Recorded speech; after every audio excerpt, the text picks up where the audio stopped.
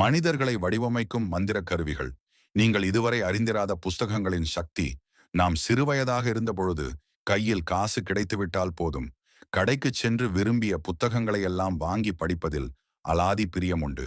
அதிலும் வீட்டில் நிறைய பேர் இருந்தால் நீ நான் என்று போட்டி போட்டுக்கொண்டு படித்த காலம் அது. இதற்காக கடைசியில் புத்தகத்தை படிப்பதும் உண்டு.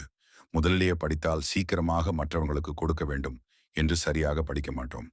ஆதலால் எல்லோரும் படித்து முடித்த பிறகு படித்தால் நிதானமாக படிக்கலாம் என்று கடைசியாக படித்த தருணங்கள் உண்டு. அப்படி புஸ்தகங்களை படிப்பதிலும் படைப்பதிலும் இரண்டு வகை உண்டு.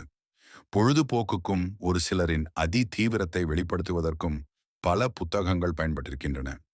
சில புத்தகங்கள் சமூக மாற்றத்திற்கும் சரித்திர நிகழ்வுகளுக்கும் தூண்டுகோலாக இருந்திருக்கின்றன. ஒரு புத்தகத்தை தூக்கம் வருவதற்காக படிப்பவர்கள் உண்டு. காலத்தை கடத்துவதற்காக படிப்பவர்கள், இன்னும் சிலர் படிக்க வேண்டுமே என்பதற்காக படிப்பவர்களும் உண்டு. ஆனால் படிப்பு என்பது படிக்கின்ற ஒருவருக்கு பயன்பட்டால் மட்டும் போதாது. ஒருவரின் படிப்பு மற்றவர்களுக்கும் பயன்பட வேண்டும். அவனை சார்ந்திருக்கும் சமூகத்திற்கும் அவரது படிப்பு பயனளிக்க வேண்டும்.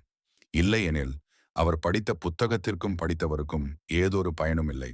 மனிதர்களில் மறைந்து கிடக்கும் ஆற்றல்களை வெளிக்கொணர்வது வாய்ப்புகளும் சுற்றுச்சூழல் சார்புகளுமாகும். சுற்றுச்சூழல் சார்புகளில் நண்பர்கள் போன்று புஸ்தகங்களும் முக்கிய அங்கம் வகிக்கின்றன.